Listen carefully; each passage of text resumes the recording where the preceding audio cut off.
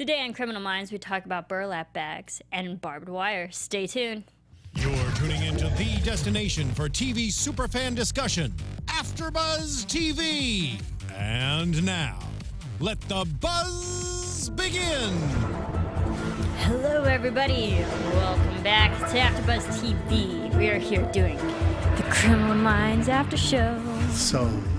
And you so wanted to say burlesque instead of burlap. She wanted to say burlesque bags. Thanks to call me out. Yeah. For that. Yes. Sorry. But I didn't. It real. Yeah, just keeping it real. We are here talking about season 12, episode 8, Scarecrow. There were some scary moments in this episode, I will say. Yes, Yeah. It's on loop. Even better. The music. It's so good you play It'd it be cool twice. if it should just follow you around wherever you go. It should. You know, I feel like this could be the theme of my life, but that's kind of morbid. It is kind of morbid. Well, just saying. I'm still trying to figure it out. Hello, everyone. I'm Marisa Serafini. You can follow me on Twitter at Serafini TV. I'm sorry I missed last week's episode. We were sorry that you weren't here. I was busy She was in Vancouver. Vancouver. Yes. But I'm back. I forget what we said. I thought you were an unsub someplace or something. But Probably. She's back. We're But happy. You are. I am. You, No, I'm you Chris, are. I'm Chris Howard. You can reach me at Chris Howard Live on Twitter and Instagram. And we are happy that you're back. Thank you. Yes. Such a great episode to come back. Although last week was also great, and it just I was slowly dying inside knowing that I couldn't talk about it. But didn't you? Alas, I'm here. You had a friend out there with you. I mean, couldn't you talk about? I did. He doesn't watch the show. He doesn't watch the episode. But that's why we do the after show, so I can talk to people He who watches do every watch other the after show. Yes, but real quick thoughts about this episode, Scarecrow. Scarecrow. I actually liked it. I liked it better than last week's personally. But Did you? Okay. Yeah. It was, and you're right. It was scary. What was it about this episode that you liked more than last week? I didn't like the spikes at the end of last week. I thought that was a little overboard when the spikes came dropping down. Those nails. I thought, the nail guns. It was like it just seemed unrealistic to me. So, But that's how scary Mr. Scratch is, to set up something so ridiculously crazy. Right, but like you'd think that's you'd the see level he goes to. you'd see that in Batman or something, not so much. Well, you saw Scarecrow in Batman. I was like, what is Scarecrow doing in This this was just episode? like Batman, wasn't it? Yeah. It brought me back to Batman Begins. Right? so. Well, hey, wasn't it? Did it look like there was a maggot coming out of the mask or something? Did you see I that? don't know. I On Batman there was, but here it looked like there was a maggot coming out. but still disturbing nonetheless. It was disturbing. It was very disturbing. Yeah. But I really enjoyed this episode. I like the fact that, yes, these past episodes have kind of gone off their template of Right. how their usual flow of each episode, which is still great and intriguing, and they're trying to mix it up a bit. But the good thing about this episode, it kind of went back to its formulaic serial killer. We have your victim in the beginning. We learn about the unsub, and we're just tracking him down and realize more victims are in play and stuff. So I liked it. I mean, it's very straightforward. You got to wonder how many serial killers are out there. If they So have, many. Yeah, not for So every many. week, but it was. There's a lot of disturbed people out there. There are, yes, not just in here, right? Nope, that's right. That's right. But you have to think about it. Criminal Minds is in season 12 now. Yeah. And about 22 to 24 episodes per season, about one serial killer per episode. Yeah, she's like I was So reading someplace. that's a lot of killers. Hasn't it been like 2012 to 2000? It didn't start in 2012, Criminal Minds? No, it started in 2005. In 2005? Do your math. Okay, all right. 2012, they were in season 7. Oh, wow. Season okay, 7 all right, and all right. 8. Well, that's why I said this is your show. We needed you love the back, show. yeah. I do love the show. But let's get to this episode, Okay. shall we? Yes, we shall. Well, at the beginning of the episode, we see this girl just running on a bunch of neighbors' doors, obviously panicked. It was a little too dark for me to see what exactly was going on. If there Right. was someone actually chasing her, even though she was saying someone's chasing her. Yeah, I don't know how anybody pinned her for a prostitute because you couldn't see anything. You saw all I saw Other was than a tattoo. Yeah, other than the tattoo, but I didn't see that. I wouldn't have said, "Oh, that looks like a prostitute." It just looks Okay. like some young lady running down screaming and people turning their lights off. Nobody wants to help. Nobody wants to get involved. They'll call it 911, but they're not about to open their Yeah, door. that reminds me of the case where, oh my goodness, I'm escaping, the name is escaping me, where there was a woman who was calling out for In help. New York or something. Yeah, a woman calling out for help that someone was raping her and ultimately killed her. And all these people Nobody did heard, but anything. no one did anything. No one wanted to leave their houses and actually help her. It was, That's actually it's a a group. certain effect. Yeah, it's a group psychology effect where everybody thinks that somebody else is going to help, so nobody helps. Exactly, Right. like that, and I kind of got that feeling with this episode because once the BAU team learned about this, that she knocked on 5 people's doors, but no one helped. Behavioral analysis unit. Yes, correct, sir, correct. Thank you. But like the fact that 5 people, like there were 5 different houses that knew about what was going on but didn't do anything was Right. disturbing. But they called 911. I mean, they did, but they didn't actually actively help during the situation. It's kind of scary. You don't know, I mean, what's behind her, what's following her, what's going to happen. You open the door. Is she setting you up for something else? It's you understand why people kind of stay off. They don't want to touch it. At the beginning of the episode, I can clearly understood that this was the first victim that we're going to be following throughout the whole episode. It didn't seem like a ruse because they say sometimes in today's day and age, you don't let people inside your house because it could be a ruse. Right. But I didn't get that feeling. No, I didn't get that feeling either. But I mean, if you're one of the people in the houses, you'd probably be feeling something different. It's like, geez. Yes. So that pretty much takes us into the victimology. I don't think I would have turned the lights off, though. It's like, come on. She's pounding, saying, help, help, help. You call 911. And God, what else do you do? Do you open the door? Do you not open the door? I don't know. I mean, I think just me being a woman, seeing another woman in distress in that certain manner. Would be less wise for you to open the door. I'd probably help her. Yeah, I but get that's it. just who I am. I know, but if they're setting you up, it's like... I don't know, but I'd like to think and, have good faith that someone who's actually in trouble would actually be in trouble. Yeah. Maybe not. Yeah. I don't know. Well, people don't pick up hitchhikers anymore, as they used to do it. Yeah. That's very true. But the way that she was acting didn't seem like she was hitchhiking. But let's get into the victimology, shall we? We learned that the girl who was running at the beginning, her name was Cheryl Cherry Rollins. Right. Rollins. However you say Rollins. that. Rollins. It was Rollins. But what did you think about Her Cherry? tattoo? Now that Cherry, and now that the audience learned more details about her, she was 25 from Yakima, Washington. She was abducted. But even learning from her friend, Lori Johnson, like the kind of person that she was, her personality. Yeah, well, that was kind of the theme that ran through the episode, that she was able to organize and think clearly. She was very bright, very intelligent. She could convince people. She could be very convincing, and that gave her an advantage that allowed her to stay alive throughout the episode. So I thought that that was interesting. I'm actually glad that they gave her those characteristics because we don't get to see that often where somebody who's the victim can turn things around, and she did it rather nicely. Yeah. I really like that because that kind of gave a more layers to this character because obviously usually at the end of every episode we're rooting for the victims to stay alive and actually survive the episode. But as we're learning all these things about her, we learned that she's also a mother and she is very street smart, and the fact that like she wants to actually build a better life for her. It just gave me all these qualities about her that I was like, this is someone who has to survive this episode. Yeah, I mean, sometimes you look at the somebody that, especially that's playing the role of a prostitute, you throw them into the stereotype right away, and that's just not who she was. She was a real complex person with lots of layers to her, so I thought that was cool. Yeah, and I mean, this isn't the first episode where we've seen prostitutes as victims and stuff, but because in real life, I'm sure that's often the case, though. Yeah, that's true. But like in this episode, they have covered prostitutes being like the victims and being attacked, and like they kind of showed a different, more positive side of them a little bit. That like they are people, right? Even though they might not live the best lives or the most ideal lives, that they are still people. I think most ideal, is like because they're people. Then they're oftentimes, I would assume, and I could be wrong, but they're probably tortured people.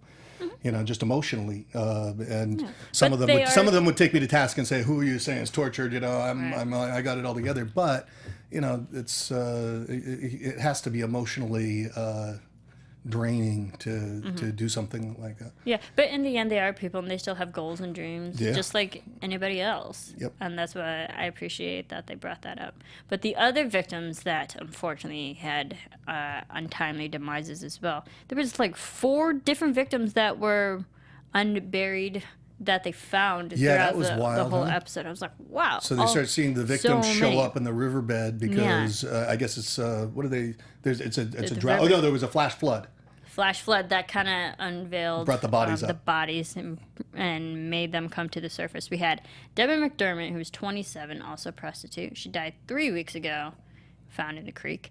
We had another person who I put in my notes as a Jane Doe because I don't think we ever really got her name, other than the fact that she died 3 years ago. Yeah. Right at the beginning of this case, they thought that that was as far back as it went. Yeah, it started 3 years ago. But we actually learned that there was another victim, Allison Carson, who's 24. Sorry, going back. She was another one.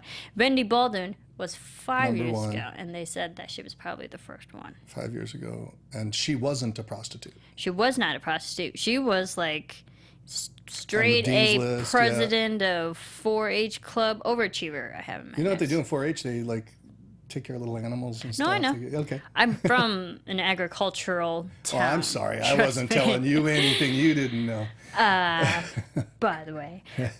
But yeah, she died 5 years ago. And then, of course, we had Allison Carson, who was 24, was missing 10 days ago. So these bodies span out for the last 5 years, which was very disturbing that they were all women in their mid-20s. I'm like, oh, shoot. That's me. You know? I was like, these are my people that are getting attacked right now in this episode. Well, and at first they were thinking that maybe some sort of life situation interrupted the frequency of the murders and stuff. Then they realized, no, this has been happening the whole time. The whole time. Very disturbing.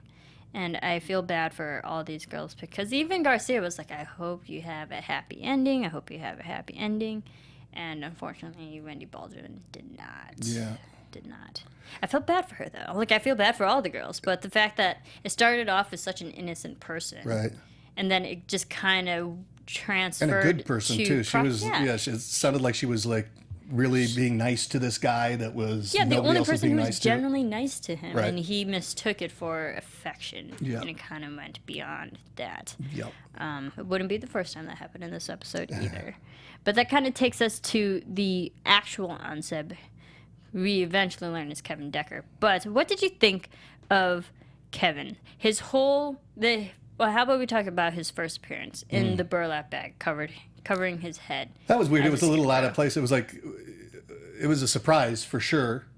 But then, whenever you see somebody who's a perpetrator that's wearing a mask, then there's the chance that maybe he's not wanting to kill somebody. So that came into my consciousness. It was like, okay, is he not going to kill the person that way? Is that why he's not revealing who he is? Yeah. Did you ever think that they were actually going to reveal him, keep him as an unsub? I knew we were going to see who he was eventually. I didn't think it was going to happen till the very end. I was surprised when he removed the mask earlier. Yeah, so early on in this episode. I thought it was a really scary reveal. Just like him in the mask, first of all, because Right. it's like, okay, he doesn't want to obviously show his identity. But then, like, slowly, as Cherry was, like, starting to get to know Starting to Kevin unveil who and he try was, to, yeah. like, actually maybe empathize with him just so she could survive. She did everything that was smart that you're supposed to do, right? Did. And, like, she talked to him and she made it relatable. Humanized herself. Your father did all these things to you. My parents weren't the greatest either. I've got a son. I've got a, Yeah, and it was that one moment where that really saved her life. She started just praying for her son and his safety. And that's what Kevin didn't have growing up as a kid because of his father. Yeah, so you think about all the connections on that because this guy is apparently very religious. She's praying for the son. His father had. So there's just so many parallels that she kind of hit the right magic combination. She did. She was very smart, and I'll give her that. Street smart. Yep. She kept honing in too. When she found there was something that related, then she'd dig in deeper. So, That vulnerability, you Yeah. take that one thing that can like leave you vulnerable, and she went with it, and it did ultimately it save saved her life. Yeah. She was about to die. Yeah, she was. But, throughout all this, we learned, because thanks to our lovely BAU team breaking it down with this with the profile, once they delivered it, which was so good how they delivered it. Yeah, they were doing all sorts of stuff. They had to, from the decomposing bodies, they were doing facial reconstruction. They were doing all these things happening simultaneously. You know, that in terms of the look of the person, in terms of the personality traits, in terms of where they grew up. I love all that stuff. And how the bodies, actually died. Some were ensanguinated, some were beaten to death. Ensanguinated. What the heck is that? That's when you drain all the blood of the body. Oh my God. Ensanguination. You were into this. It's so good. It's very disturbing that I know this, but thanks to Criminal Minds. Sang is blood in French, so. Oh, and sangre is blood in Spanish. There you go. There you go. And then here, America, it's just blood. But, I mean, maybe you can have like hemoglobin, whatever. But, I found it interesting how like they all did die with relatively fast once Kevin got a hold of these Stab girls. wounds, right? Stabs, Scissors, beating, or and sanguination. Ensanguination. You're just gonna say that all night, aren't Okay, you? I think so. But what we learned in the profile, he's a white male from 30s to 40s. He's mission-oriented, a moral enforcer. What did you think about the whole reveal of he's probably someone who's part of Opus Dei clergy, a man who with like strong religious beliefs that's going through all this. Interesting, because that's for what was the movie we heard all about Opus Dei, and it was with Tom Hanks. Da Vinci Code? Da Vinci Code. Yeah, that's where they talked about Opus Dei, the people that would hurt themselves, and they have the self-flagellation. Yes. Yeah. So they had on that one. They had like in Da Vinci Code, there was a priest that had, or maybe not a priest, but a practitioner that had a what do we call those again? The burlap sacks that they wear on themselves is called a. It was in this episode. Sicilia. Exactly. Yeah. So one of those. Word. But Yes. it was in the form of just a band that he wore on his leg, and it still did this. It was a torture device, so it would let him give himself pain in order to repent and to purify himself in some way. So it was the same type of thing. Yes. We got to figure out how to say that now. It's like Circe or something? Cilic. How's it? Do you know I'm how it's gonna spelled? completely butcher that word. Do you know how it's and spelled? I'm gonna move on. It's with a bunch of C's. Okay, with a bunch of C's. It's a form of clothing that you wear that puts you in pain, and it's to purify. And it's oneself. just it's fascinating how some cultures do that, or like some beliefs do that, some belief systems. But we learned the Opus Dei. It's a medieval torture version, really. What they call it, corporal mortification. Corporal mortification. Yeah, corporal mortification. Mortification. And I think Garcia had one of the best lines of this episode. Corporal, what? Come again? Corporal. So corporal is body, I laughed right? so hard at that. I don't know why. Mortification. Mort is dead in French. Corporal is body. Corporal. So that that if you take like a little form of that, or a little translation, that's like just hurting of your own body. Yeah. Corporal mortification. Corporal mortification. Part of the Opus Dei. And we learned that Kevin actually, like, he does torture himself in ways, because he feels all these sexual urges towards these girls. So he feels he's going to purify. He gets atonement by torturing himself. Yeah. The Opus Dei, actually, they took the real group took offense to what they showed, like in Da Vinci Code, and what they're even saying here. Because they say they don't take it that far. They do wear burlap bags that will cause you to itch and will cause you discomfort to atone, but they won't actually hurt the flesh or hurt the body. Okay. Corporal mortification. Corporal mortification. So the Opus Dei don't stand behind that, but there's but he wasn't part of his religious group either, because they were probably too, he was a fringe. Yeah, he was too, I don't want to say too extreme, but like he was more of a purist compared to the people of the group. Therefore, he left it was quote unquote inactive. Yes. Wasn't fire and brimstone, as Alves says. I found this fascinating because we see the father's influence on Kevin and how that influenced him now, and how once he like tries to advance on these girls, it still affects him so much that he can't even do it. Right. which is, I mean, in a good way. This is That's what happened to me. Yeah, in a good way. Like it didn't get to that point where his character actually showed that on screen, which Right. I don't think they would, because Right. it is a network show. I don't think they'd take it that far, but I'm glad that like it gave the character a reason not to go that far. Right. Right. Yeah. No, he was morally torn up, and I mean, the guy's certifiable crazy, right? So. Yeah, certifiable. Yeah. Certifiable. For sure.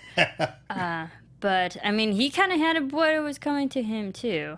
But what did you think when this kind of, like, gets all the way down to that kind of semi-takedown, but it wasn't really, it was more like takeout. But once we tried to, all the, you know, the BAU gets there. They all show up at the scene. And they're in the grain silo. See, that's what I thought. Like, I see them walk in, I'm like, that's a grain. Why are you walking into a grain silo? Something's like, gonna happen. You know he's trapped. Like he can't go in. And then you see the switch on the wall. I'm thinking, you guys, what are you standing in the middle of this grain silo Have for? you ever been in a grain silo? No, but I've seen enough movies and enough TV to. I'll have just you say, been in one? I have. I literally come from the cornfields. I know what You grain do, don't you? You look like do. that. Yeah, I have a cornfield in my backyard, and I know what it's like. They're big, and the cool thing, well. Sounds cool. This is fascinating to me, but grain silos can actually fill up in 20 seconds. Wow. Yeah. So it wouldn't have gone as slow as we were seeing on TV. Well, I mean, if you timed it, I think that was probably 30 seconds. Okay. Dramatic effect. Right. All the editing, Yeah. back and forth. You're like wanting Prentice and Alvis to get out alive. So that's fast. So if you they're were stuck in a literally grain silo, dying. though, you'd die, right? Yeah, I mean, Yeah. it can literally cause suffocation within 20 seconds. Wow. Wow. Yeah, that's why I thought. Like, I thought it was a little crazy to go walking in there, and I thought maybe they just don't know what it is or how it works, or I don't know. Well, I saw it as more so like Kevin, the unsub, has literally nowhere to go, so they can arrest him because he's in a tight, enclosed space. Little did they know that he could pull the switch. Actually just kill him Did you see that coming? No, actually I didn't. You didn't? Because I like the way that Prentice is... Hotch was always the one, like, shoot to disarm and then talk to him later. Right. Or talk to whoever victim later. And Prentice is the one who actually, like, will take the time to talk down the unsub and actually have a safe arrest. Right. And I like the fact that it went back to Prentice to have, like, another moment of just calming Kevin down. Well, he had a knife? Is that what he had? He had the shears. He had the shears. Yeah, so he can't do much damage with the pair of shears to them with guns. They've got the distance, so it was pretty much in their hands. The gun would be faster, I imagine. Yeah. But again, it was all the self-infliction. He was going to hurt himself with the shears, not them more so. Yeah. So I wasn't really worried for. I wasn't worried for them at all, other than the fact that they're standing in a grain silo. Right. Scary though. I admit, I did not see that coming. I saw it coming. I knew it was coming. I'm like, and usually I can pick those things out, especially me actually having. That's because you just came back from vacation. I wasn't thinking like that. But I found it truly dramatic, though. I was like, oh, get out of there. That's for sure not good for them. And we also had Rossi on the other side who was like trying to open the door. Right, and he couldn't get it open. I was wondering, are they going to get stuck in there? Are they going to end the episode before we know? It locks from the inside. Yeah. For some reason, I don't know. Yeah. I think it was the grain was just pouring too fast that they couldn't open the door. Right. That's how fast they are. Yeah. No, I imagine. Yeah. Have you seen them, Phil? Mm-hmm. Okay. I come from the cornfields. I come from the cornfields. I come from agriculture. 4-H club. I totally know what that is. Did you do 4-H? I did not. No. I refused to do 4-H. Although I love animals, you guys. Nothing against the 4-H. If there's anything that she loves, it's animals and Adam Levine. Yeah. Oh. No, why did you bring that up? Moving on. Not about him. All right. And then we just kind of bring it back to the BAU team and what's going on with them. We see Reed's been having issues throughout this episode, more so troubles with his mother and concerns for his mother. What did you think about this?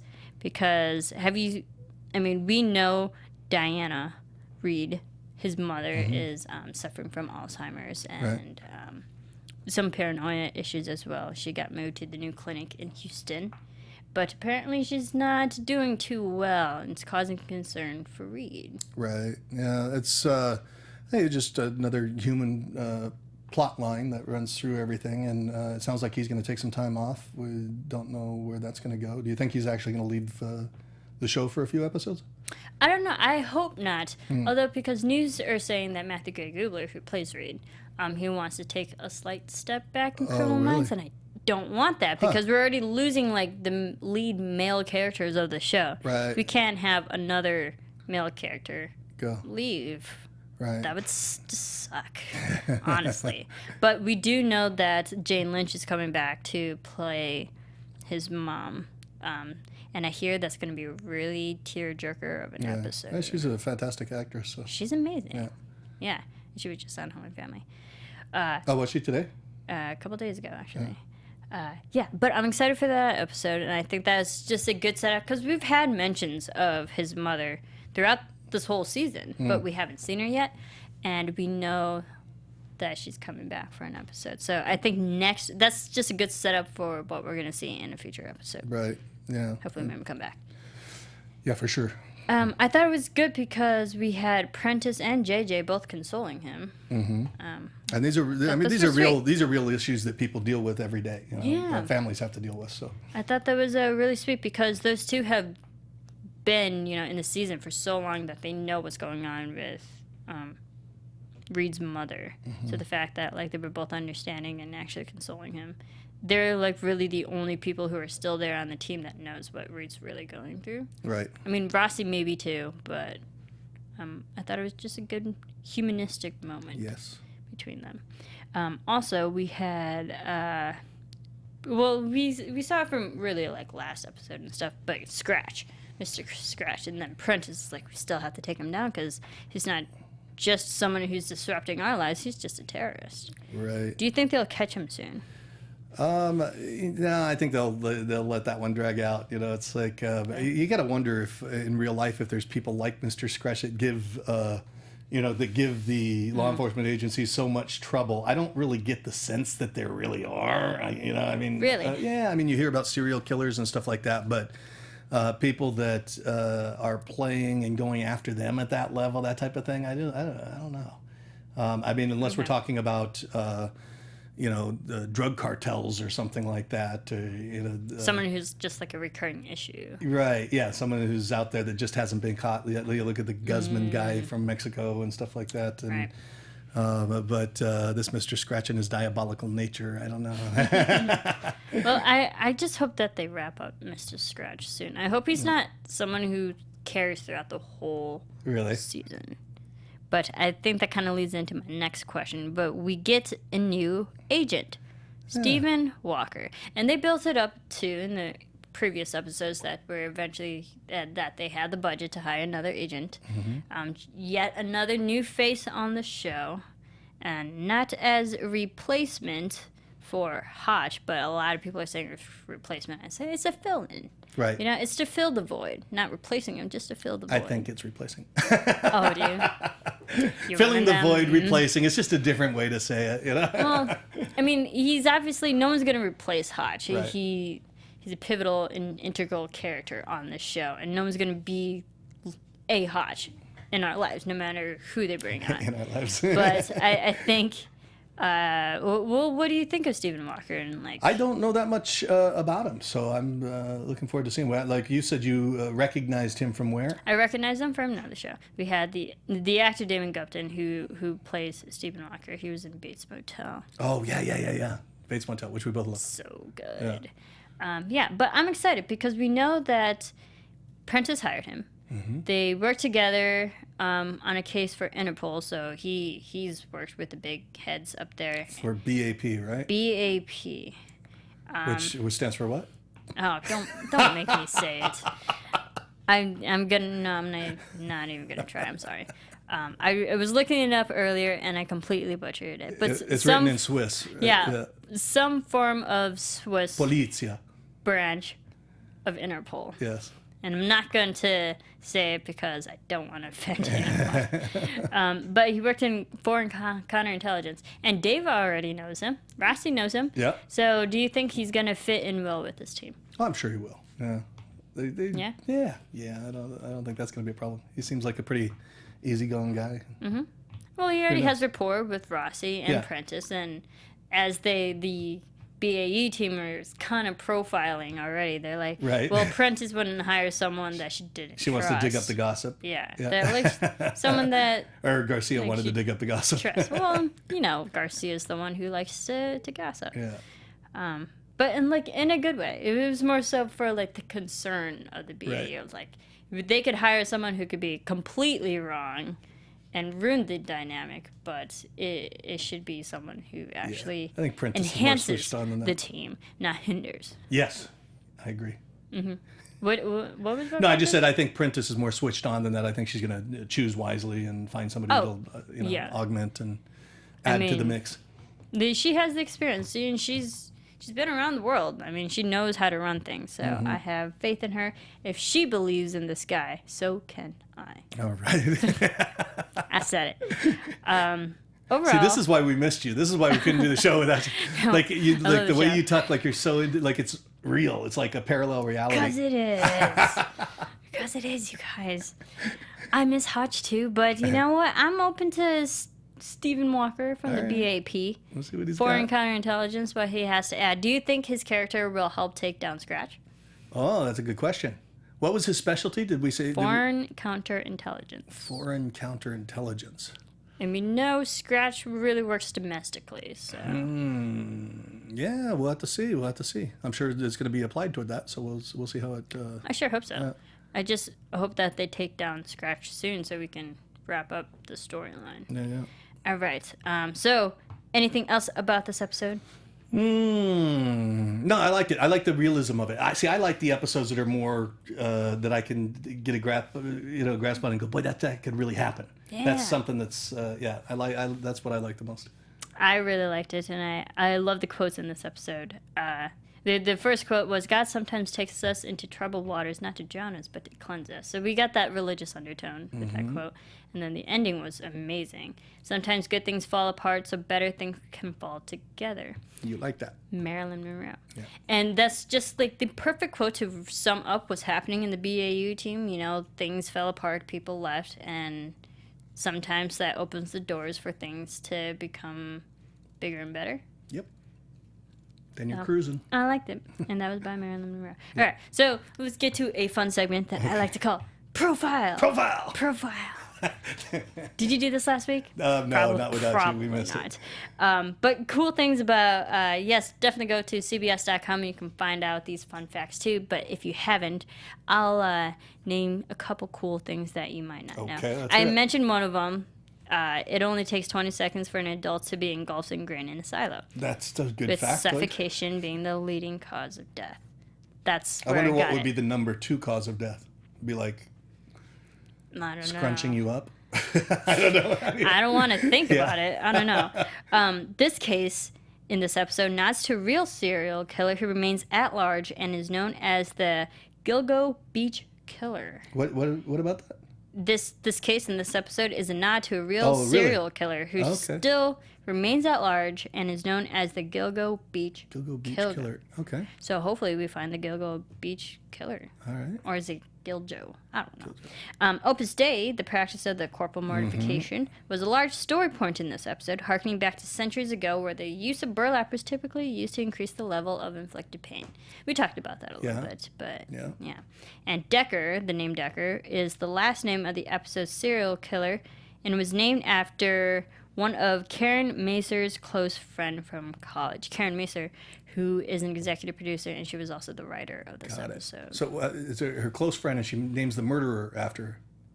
Yeah. Okay, yeah. Yep. Boy, that woman for a That's friend. how you pay back your friend. Yeah, exactly. Really cool. Those are just few of the fun facts. Yeah. Go to cbs.com to learn about all of them. Overall, I really enjoyed this episode, as always, and I enjoyed it. All right.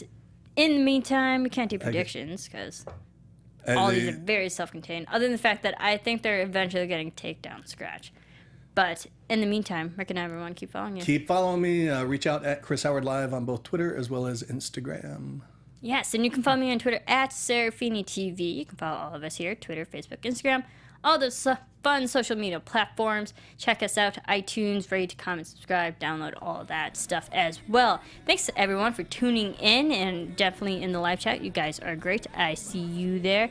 Yeah, leave a rating and comment, and we'll call you out as well.